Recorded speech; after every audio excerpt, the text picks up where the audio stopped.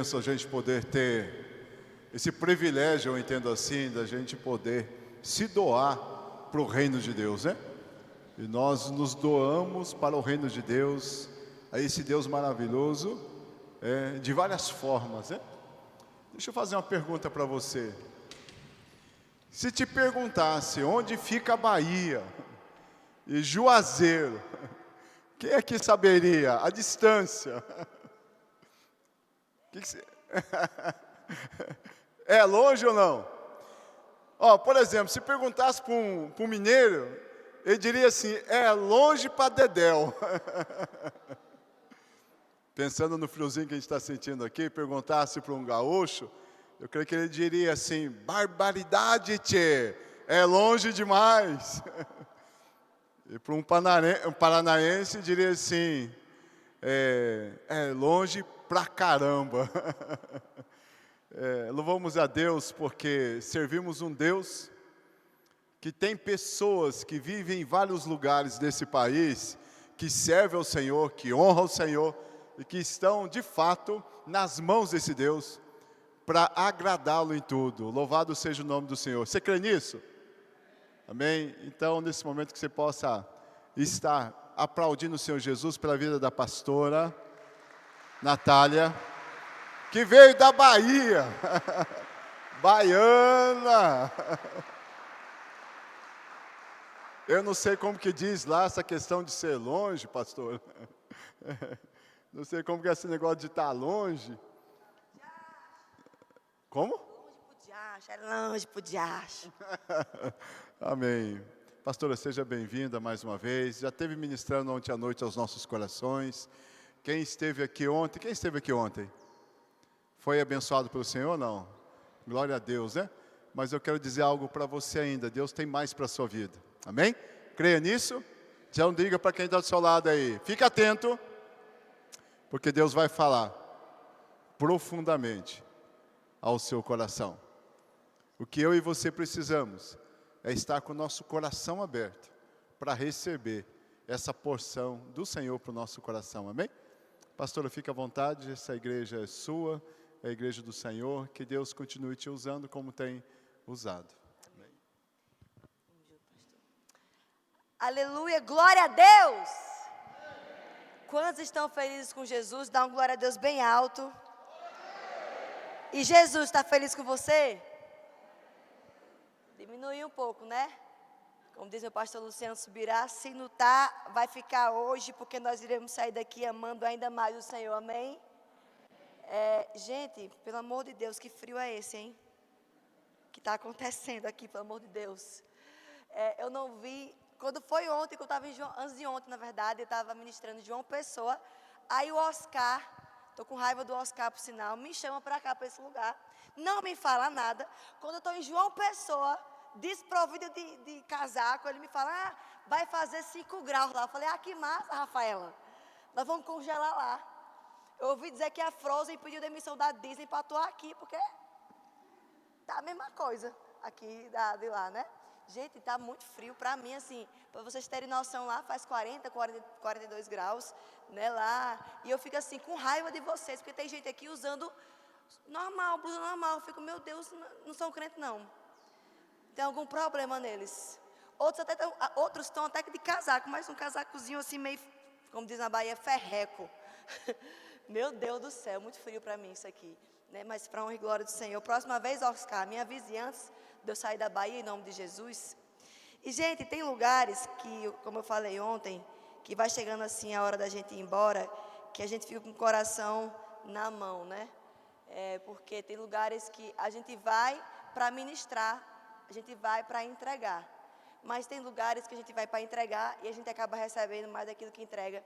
E esses são vocês. Eu queria que vocês aplaudissem o Senhor pela vida dessa igreja.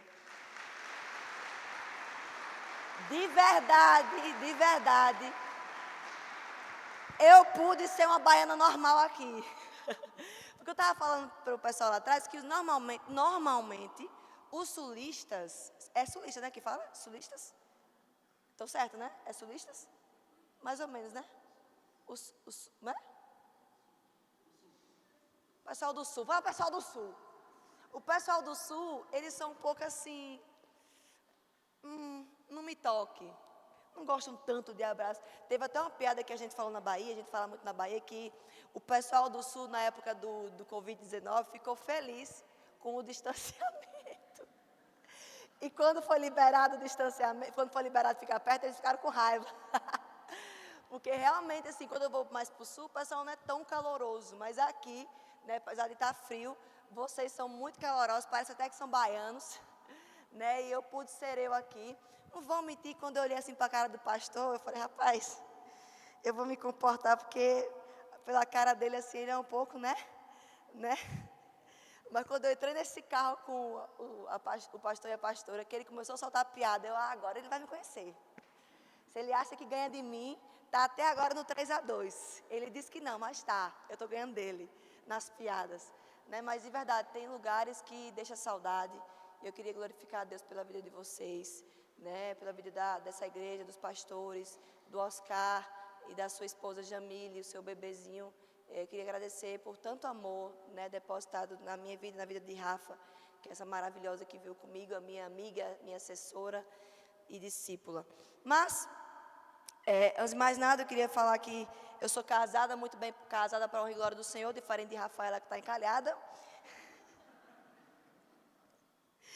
Ela disse que está no habitat natural dela, que gostou do frio. Eu falei, mas toma vergonha em tua cara, rapaz. Vai voltar para a Bahia porque teu calor, rapaz. Vai ficar aqui não. Estou com o Rafa, né? Mas eu sou casada, muito bem casada com o Felipe. Para o glória do Senhor, eu consegui casar. Deus opera milagres. Né? Porque eu sou imperativa, já ele é mais quieto, né? Eu sou muito imperativa. Sou filha dos pastores Fabiana e Sandra, fomos consagrados a pastores agora em maio, eu e meu esposo, pelo pastor Luciano Subirá. Nós estamos debaixo dessa cobertura há 20 anos. Né, o pastor Luciano Subirá é o pastor presidente da Alcance Curitiba, e os meus pais são os pastores sêniores da Alcance Juazeiro, e nós estamos juntamente com eles há 20 anos, para a honra e glória do Senhor. E esse ano eu estou ao lado dos meus pais também, pastoreando, e tem sido uma bênção.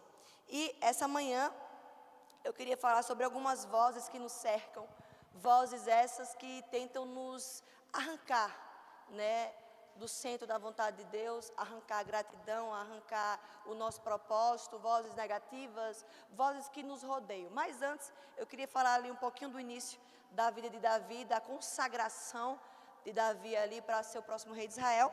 Eu queria que vocês abrissem lá em 1 Samuel, capítulo 16, do versículo 11 ao versículo 13. Eu vou ler na NVI. 1 Samuel, capítulo 16, versículo 11 ao versículo 13. Eu trouxe as roupas que sobraram ontem, sobraram acho que cerca de 10 blusas. Queria agradecer a cada um que comprou. Estou vendo pessoas aqui vestidas, né, na blusa, né, que o Senhor os faça prosperar. Gratidão a cada um que tem ofertado no nosso ministério, que tem semeado em nossas vidas e nos ajuda a levar a palavra do reino de Deus. Né, tem essa preta que eu estou vestida e tem a branca que aquela tecladista linda estava usando, que eu amei. Ela com aquele estilo, ela botou uma blusa por baixo, né? Teve uma pessoa também aqui que você dobrou aqui, como foi que você fez isso? Arrasou, viu? Parabéns. Vocês são bem estilosos. Fiquei só de olho. 1 Samuel 16, no final eu vou estar lá atrás, vendendo juntamente com o Rafa o meu material, que o Senhor colocou nas minhas mãos. 1 Samuel 16, do versículo 11 ao versículo 13, diz assim a palavra do nosso Deus. Então perguntou a Jessé, aqui foi Samuel que perguntou a Jessé, esses são todos os filhos que você tem? Jessé respondeu, ainda tenho um menor, outras versões falam, ainda tenho o caçula, mas ele está cuidando das ovelhas. Samuel disse, traga-o aqui, não nos sentaremos para comer enquanto ele não chegar. Jessé mandou chamá-lo e ele veio. Ele era ruivo, de belos olhos e de boa aparência, igualzinho à esposa de Natália Carvalho. Está assim na minha Bíblia, viu? Então o Senhor disse a Samuel, é este, levante-se e unja-o. Samuel apanhou o chifre cheio de óleo e ungiu na presença de seus irmãos. E a partir daquele dia, o Espírito do Senhor apoderou-se de Davi e Samuel voltou para Ramá. Pai, nós te agradecemos por essa manhã. Senhor, eu profetizo e declaro que os céus já estão abertos sobre nós. Eu profetizo que aqui essa manhã haverá cura, libertação, conversão para a honra e glória do Teu nome. Senhor, que o Senhor venha encontrar os nossos corações disponíveis e abertos para Ti. E eu declaro na autoridade do nome de Jesus que toda distração caia por terra e que nós venhamos a sair daqui transbordando ainda mais da Tua doce e santa presença. Só quem crê dá um glória a Deus bem alto. Aleluia. Até parece que são baianos. Glória a Deus. Vocês notaram que eu gosto muito da Bahia, né? Eu digo sempre que para Deus me tirar de lá tem que ser um chamado mesmo do Senhor, que eu amo minha Bahia. Eu amo meu lugar. Mas eu já tenho um chamado para sair. Estou apenas segurando um pouco. Aqui na história de Samuel, de Davi, perdão. Samuel chega na casa de Jessé e fala para Jessé o seguinte: eu vim ungir o próximo rei de Israel. Chama todos os seus filhos. Jessé chamou aqueles que ele achava interessante, porque faltou um. Jessé não chamou todos, ele chamou todos aqueles que ele achava interessante, menos Davi. Quando Samuel entra, o profeta Samuel entra para ungir, ele olha para Eliabe, o irmão mais velho, e fala assim: deve ser esse, por causa do tamanho, grande porte de soldado. Mas Deus olha para Samuel e fala assim: não é esse. Passo próximo, não é esse. Passo próximo, parece que quanto mais Samuel fala, é esse, Deus fala, não é esse. Tem uma hora que Deus fala assim: Samuel, eu não vejo como o homem vê. O homem vê a aparência, mas eu vejo coração. O homem vê o exterior, mas eu vejo o interior. E aí passam-se todos os filhos que estavam naquele local. E Samuel chama Jessé: vem cá, todos estão aqui. Aí Jessé fala: não, falta o menor. Aí Samuel, como um bom baiano, falou assim: oxente, pois manda chamar ele, que ele não vai sentar aqui até, ninguém se senta na mesa até ele chegar não. Aí Jessé mandou chamar, lá vem Davi. Acredito eu que Davi chega um pouco sujo, porque ele estava cuidando de ovelha, cuidando das ovelhas dos animais do seu pai. Acredito eu que Davi chega todo sujo, aquele menininho que ninguém dava nada por ele, mas como o próprio Deus fala, talvez ninguém dê nada por você, talvez as pessoas se esqueçam, talvez você não nasceu em um lar que foi bem aceito, talvez você foi um rejeitado, mas enquanto as pessoas só vê o seu exterior, Deus já viu o seu interior, amém? E no momento certo vai mandar te honrar. E eu acredito eu que aquele menino que ninguém dava nada por ele, chega naquela sala e na mesma hora, Deus testifica em Samuel e fala: é esse. Samuel se levanta e unge o desprezado. Samuel se levanta e unge aquele que ninguém dava nada por ele. Eu não sei vocês, mas lá no Nordeste, na Bahia, a gente tem um ditado. Não sei se vocês conhecem. Quem não é visto não é? Ah, aqui também é? Muito bem. Quem não é visto não é lembrado. Ok, diz o ditado. Mas no reino espiritual não é assim, porque Davi não foi visto pelo profeta Samuel e nem lembrado pelos da sua própria família, mas Deus viu cada plantio de Davi, Deus viu o secreto de Davi e no momento certo manda chamar Davi para honrá-lo. Esse é o nosso Deus. Quando parece que ninguém está nos vendo, parece que tudo que a gente faz, parece que não vai dar em nada. Todo esforço que a gente faz, todo serviço que a gente faz, parece que não vai dar em nada, mas eu vim aqui da Bahia para lhe falar: persevera, porque o Deus que tudo vê, no momento certo, se você perseverar e não desanimar, vai mandar te chamar para te honrar, amém? Então, aqui, a primeira coisa que Deus me ensina é que, quanto mais, me parece que Deus brinca com o nosso reino natural. Quanto mais a gente se esforça para aparecer, Deus fala: não está preparado. Aí quanto mais a gente se esconde nele, no secreto, em intimidade, devoção, quanto mais a gente se esconde, Deus fala: é desses que eu quero, é desses que eu gosto, é desses que não dá valor à aparência, que não dá valor a título, que não dá valor, é desses aí que eu quero levantar. Parece que quanto mais a gente se esforça para ser o contrário, Deus fala assim: é esses que eu quero. Né? A Bíblia fala: os primeiros serão os últimos e os últimos serão os primeiros. Né? Então, assim, na própria palavra, a matemática de Deus, ela é inversa. Quanto o menos é mais, né? Quanto mais a gente se esconde, mais Deus fala: pois apareça, porque eu quero que a minha glória venha aparecer através da sua vida. Então, aqui a primeira coisa que Deus me ensina é que a gente deve levar em consideração, antes de qualquer coisa, o secreto. Eu digo sempre que o tempo de preparação está apenas se fortalecendo para o tempo de exposição. O tempo de secreto está apenas te fortalecendo, criando raízes, para que quando você venha crescer em Deus, você possa suportar aquilo que Deus tem para a sua vida. O tempo do processo, o processo é apenas Deus te preparando para a promessa. O processo é Deus testando o seu próprio coração. O processo é Deus testando para ver se você está preparado para receber tudo aquilo que Ele tem para as nossas vidas. Porque pensa comigo, eu tenho uma frase que eu gosto muito, que é do pastor Drummond Lacerda, que hoje está na glória, que ele fala o seguinte: a plenitude de Deus, presta atenção, a plenitude daquilo que Deus tem para a sua vida está esperando você amadurecer. E é verdade. Porque lá onde eu moro, em Juazeiro da Bahia, nós somos pioneiros, nós somos campeões em plantação de mangas e uvas. Nós somos os maiores exportadores de uvas. Lá é onde nascem as uvas algodão doce. É onde eu moro, em Juazeiro da Bahia, lá no vale do Rio São Francisco. Então, lá, se você for numa plantação de manga, que nós também somos campeões nisso, em todo o Brasil, nas plantações de mangas lá, se a gente planta uma semente de manga e aquela árvore começa a crescer, vamos supor, o pé de manga tem vários metros de alturas, mas vamos supor que quando aquela árvore de manga esteja nessa altura aqui, vamos supor que ela começa a dar o seu fruto, nesse momento. Ainda não está madura, mas ela começa a dar seu fruto. Eu lhe pergunto, aqueles galhos pequenininhos poderiam suportar o peso de uma manga? Não. Então, a plenitude, os frutos daquilo que Deus tem para a sua vida, está esperando você crescer, não porque Deus quer lhe punir. É porque Deus sabe que enquanto você for pequeno nele, você não pode suportar o peso daquilo que Deus tem para a sua vida. Isso se chama proteção. Não é punição, é proteção.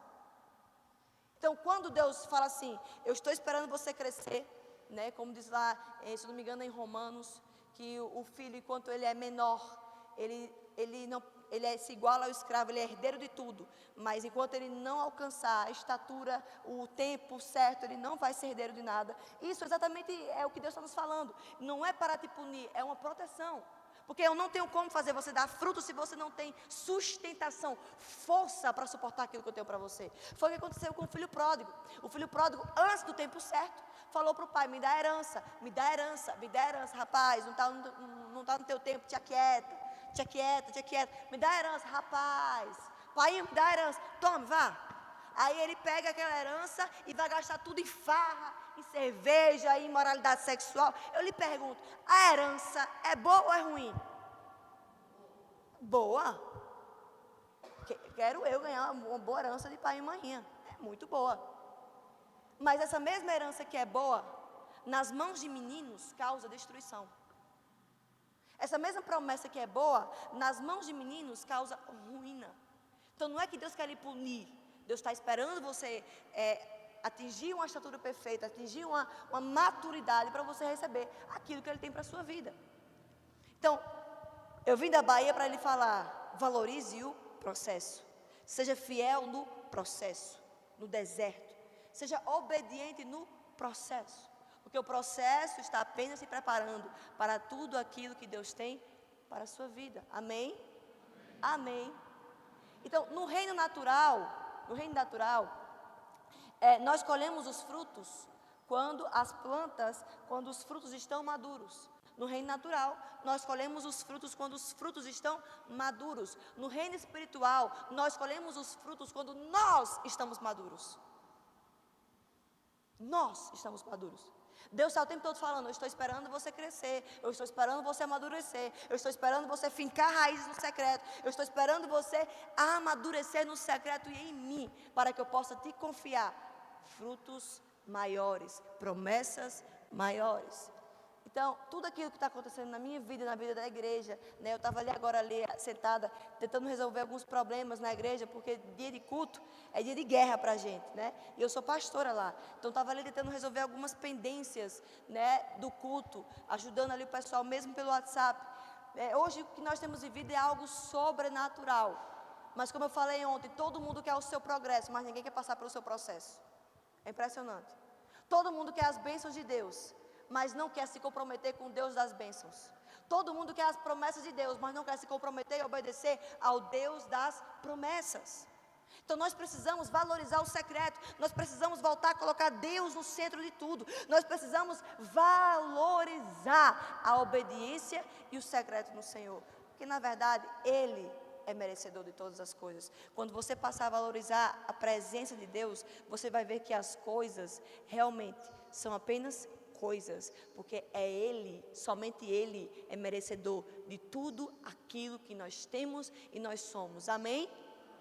Amém, glória a Deus. Então, a primeira coisa que o Senhor me falou quando eu leio a história de Davi é a valorização do secreto.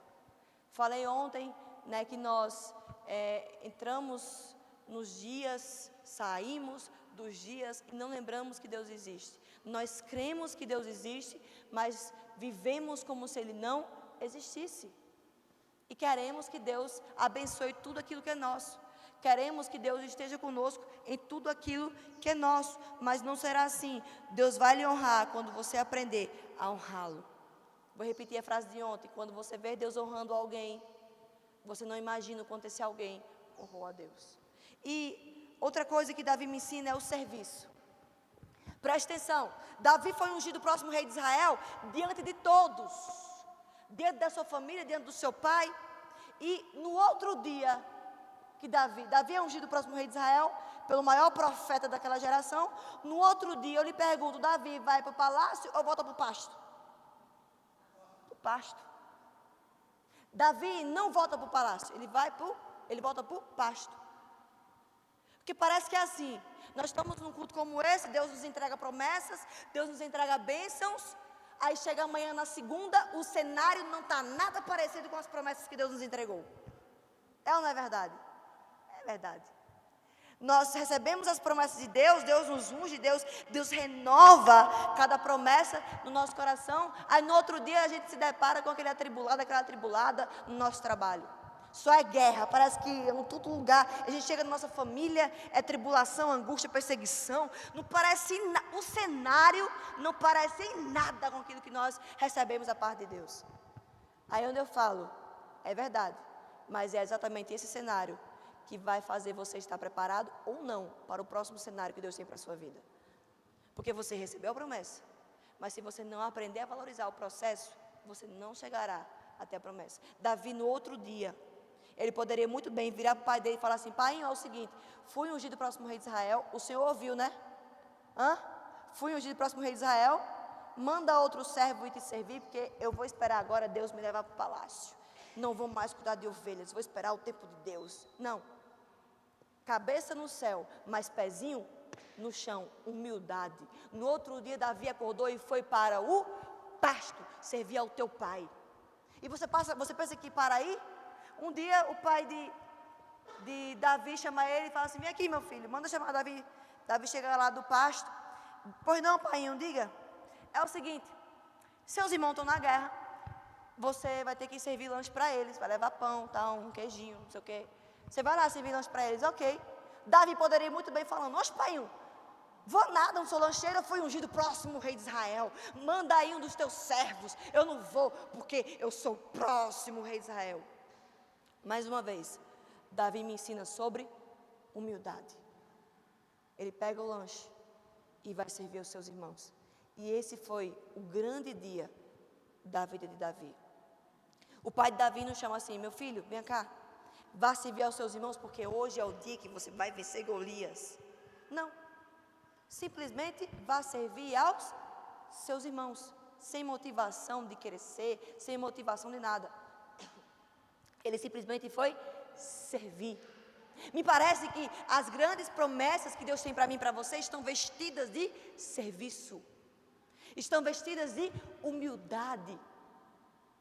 E muitas vezes, eu sempre falo, quem é grande demais para servir, quem se acha muito grande, muito superior para servir, é pequeno demais para Deus. Por onde eu falo? Se você se acha muito grande para estar servindo aos teus irmãos, para ser um voluntário na casa do Senhor, se você acha muito sem tempo para servir a essa igreja, para servir qualquer outro lugar, se você se acha muito grande, você é muito pequeno no reino de Deus. Porque as maiores promessas que Deus tem para a sua vida estão vestidas de humildade e serviço. Foi assim com José, gente. José, mesmo na prisão, Mesmo na prisão, passando luta, sendo humilhado, rejeitado, José, ele serve ao copeiro e o padeiro, com seus dons, com os dons que Deus deu a ele, que foi interpretação de sonhos. Ele serve ao copeiro e ao padeiro. E foi um desses dois, que foi o copeiro, que quando chegou lá em cima, do lado de Faraó, um tempo depois, lembrou de José. E esse copeiro ao qual José serviu foi a porta de entrada para o próximo nível de José. Por causa do serviço. Humildade, mesmo humilhado, rejeitado, preso, ele não parou de servir as pessoas. Eliseu, ele herdou unção dobrada de Elias, porque ele também serviu a Elias. Você vai ver durante toda a história, Jesus fala, o maior é aquele que serve. O maior é aquele que serve, não o que é servido. O próprio Jesus. Aí muitas vezes você não sabe porque que a sua vida não está parada, simples. Você se acha muito superior para estar servindo pessoas. Você se acha o bam, bam, bam para estar servindo pessoas. Você não sabe servir pessoas. Você não sabe, nós não sabemos muitas vezes estar no lugar de serviço, atos de serviço. Então, Davi me ensina sobre humildade, sobre serviço. E o pior é que ele chega lá e ele é humilhado.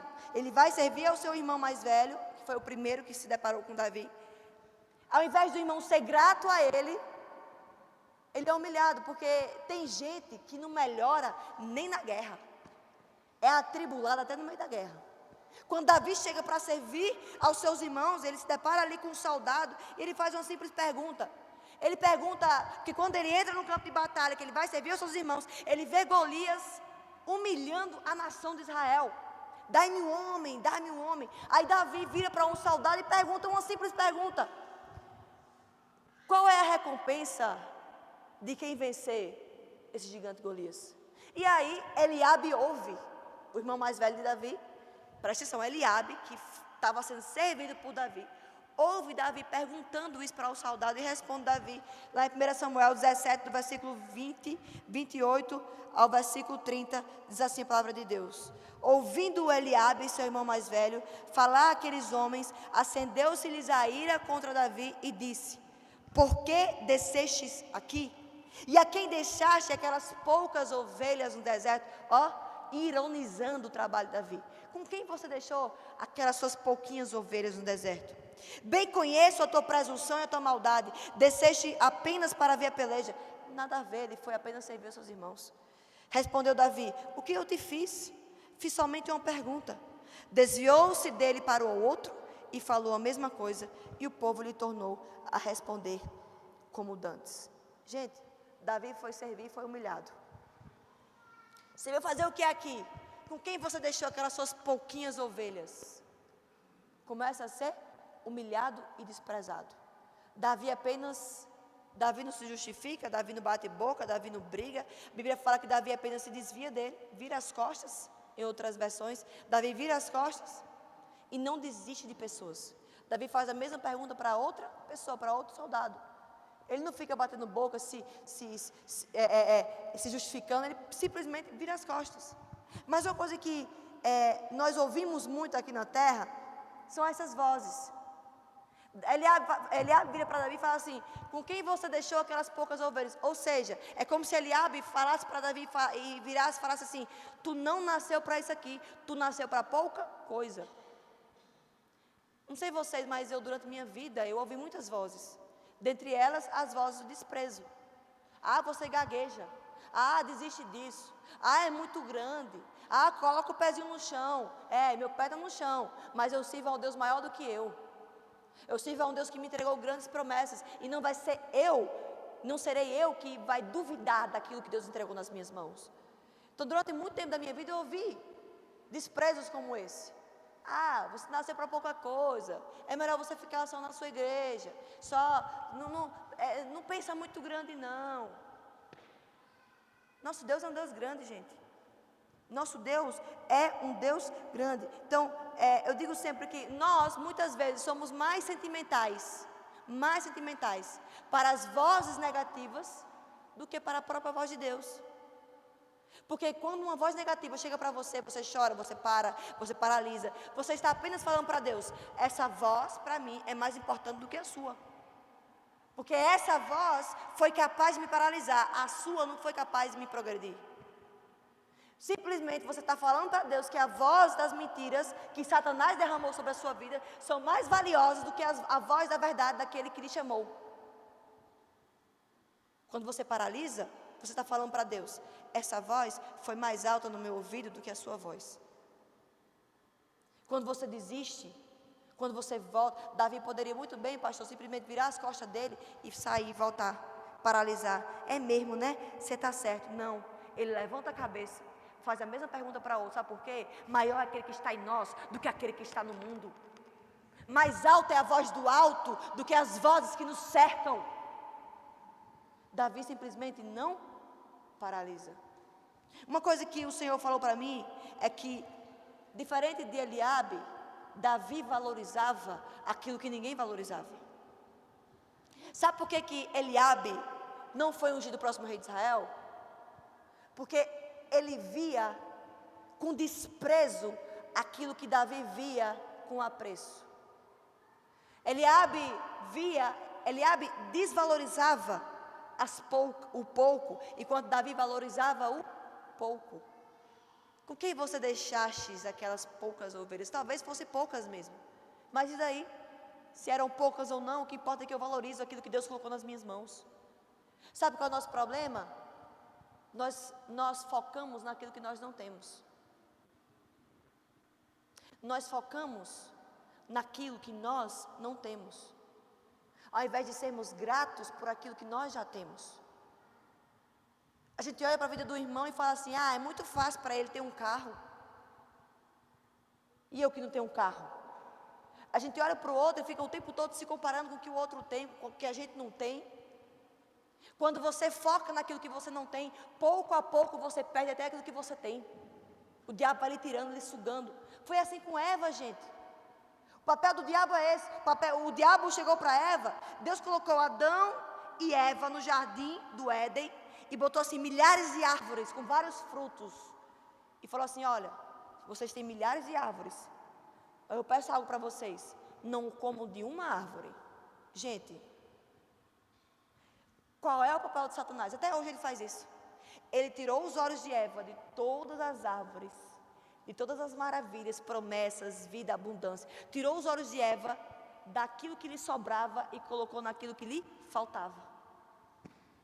Esse é o papel de Satanás até hoje. Ele faz você tirar os seus olhos daquilo que você tem, de tudo que você tem hoje, e coloca os seus olhos naquilo que você não tem. O diabo tira os seus olhos daquilo que te sobra e coloca os seus olhos naquilo que te falta.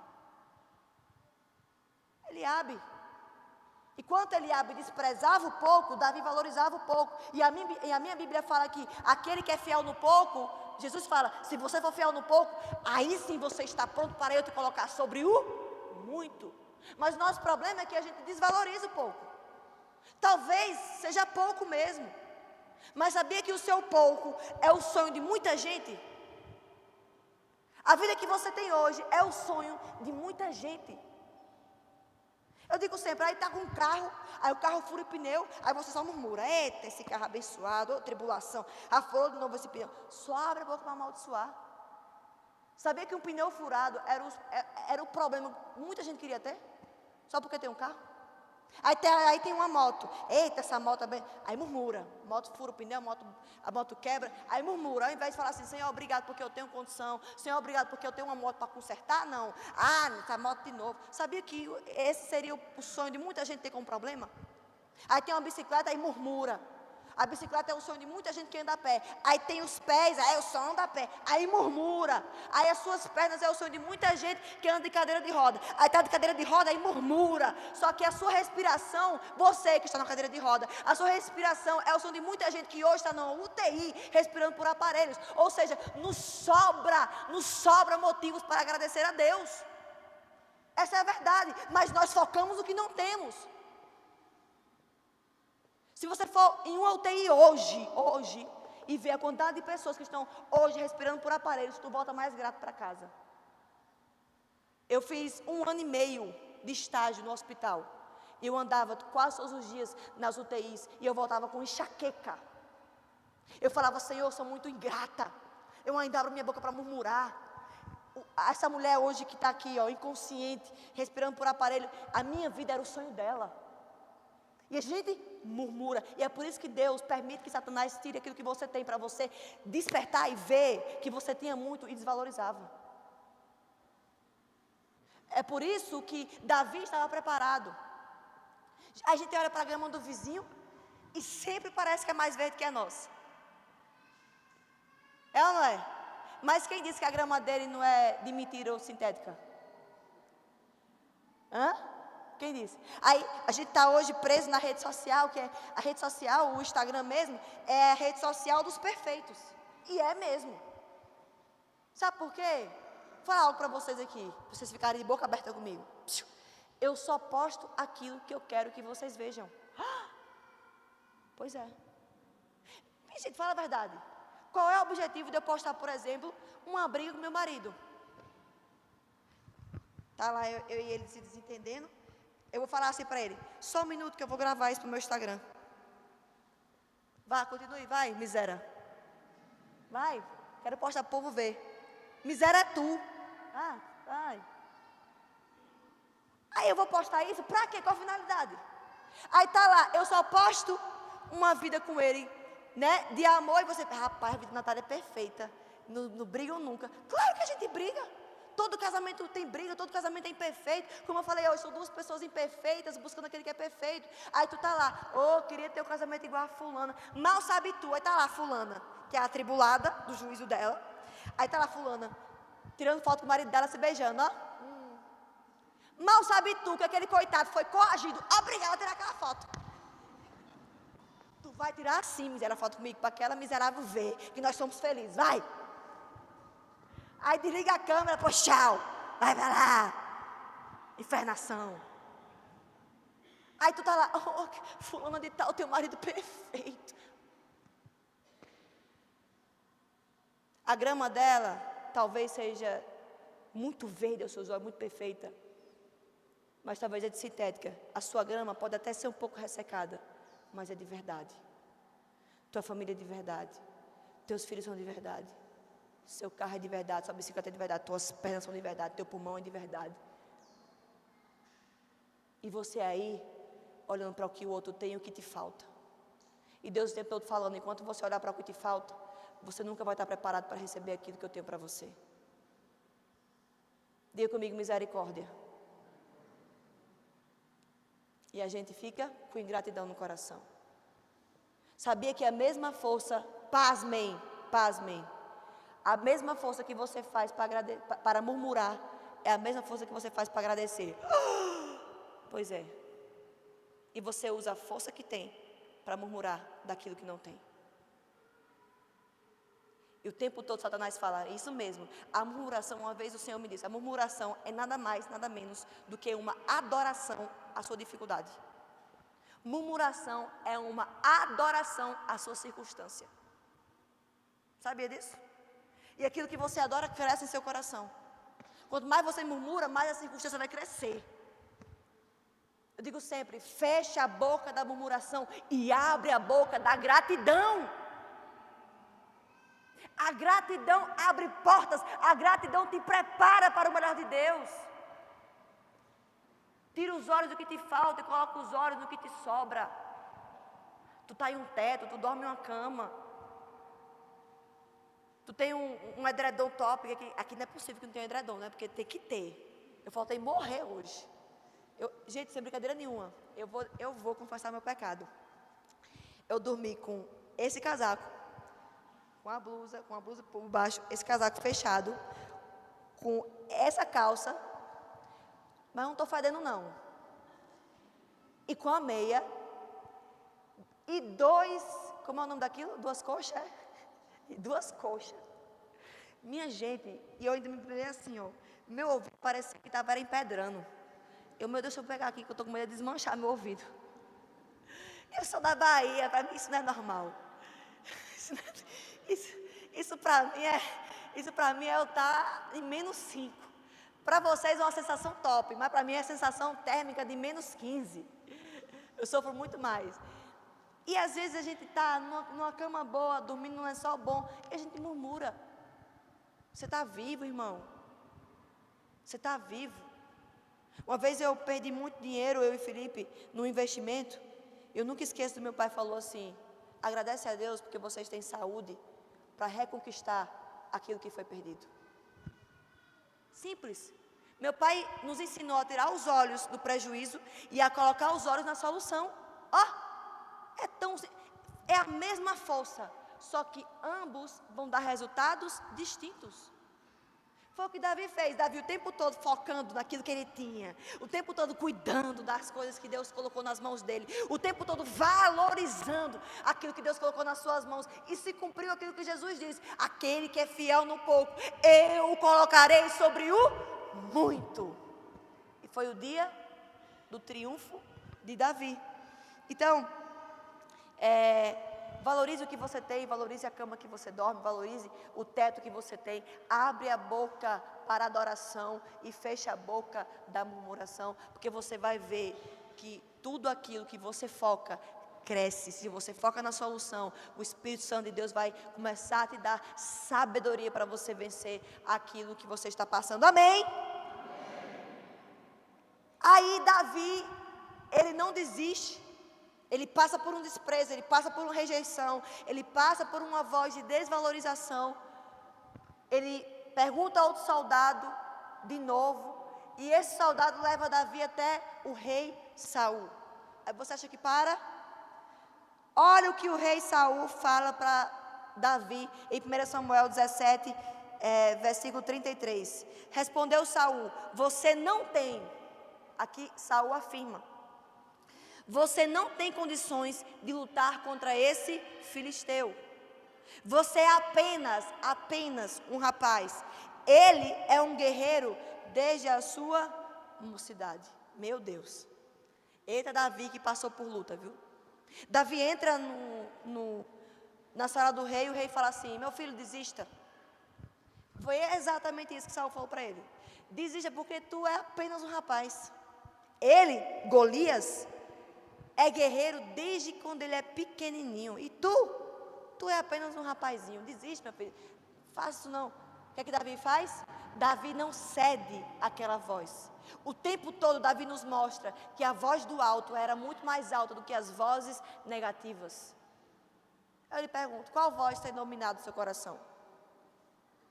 Se você está paralisado pela rejeição, pelo desprezo, pela desvalorização, você está me falando que a voz mais alta no seu coração são as vozes negativas e não é a voz de Deus.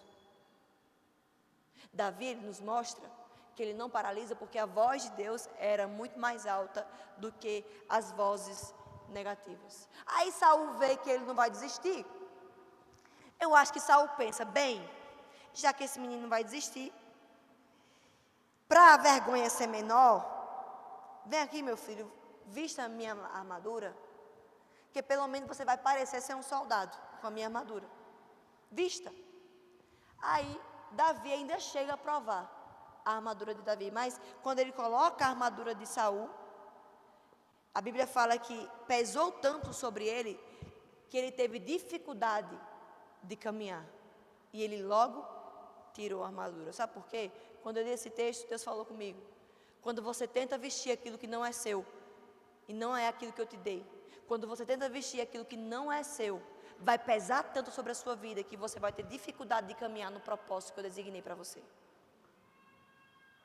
Ou seja, quando você tenta ser quem você não é, quando você tenta ser quem o outro é, quando você tenta ter a vida de fulano, de ciclano, vai continuar pesando sobre sua vida, porque não é aquilo que Deus te designou para ser e fazer aqui na terra. Deus te chamou para você ser único e única nele. Só que a gente muitas vezes quer ser uma cópia do outro e não uma cópia de Jesus. A gente muitas vezes quer focar no que o outro é e tem, e não naquilo que o Senhor nos chamou para ser e fazer aqui na terra. Quando você tentar vestir aquilo que não é seu, vai pesar e vai te trazer dificuldade de caminhar dentro do propósito. Então comece a valorizar aquilo que Deus colocou nas suas mãos. E por último, você acha que termina aí? Pensa que esse menino passou por afrontas.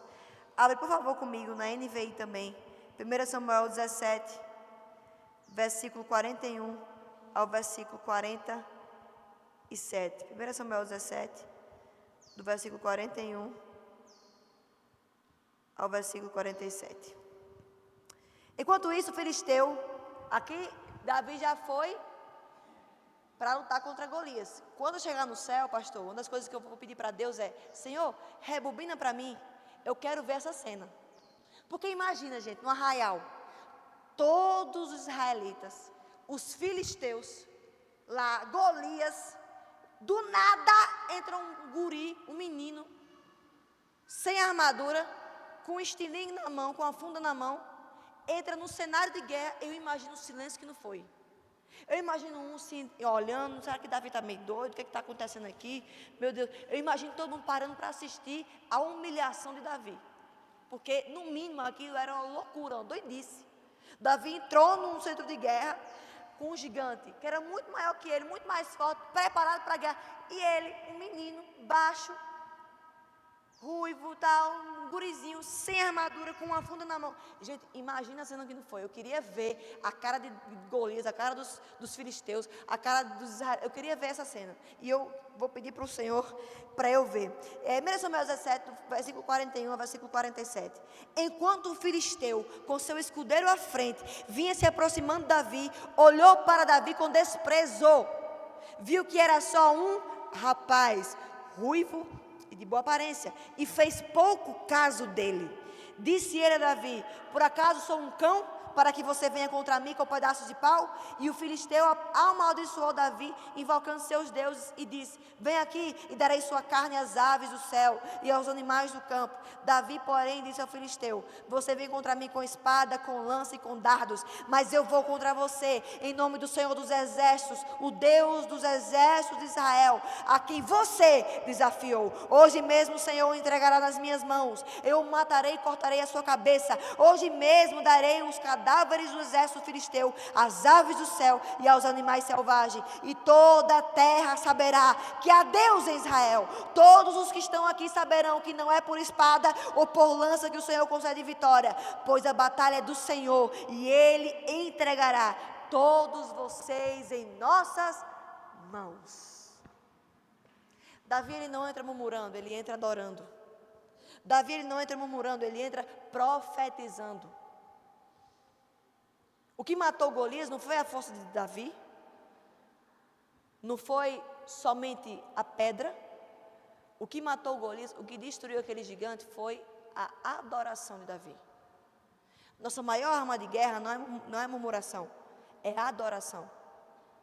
Quando você quer batalhar suas guerras com uma arma chamada murmuração, você já está dando ao inimigo a vitória.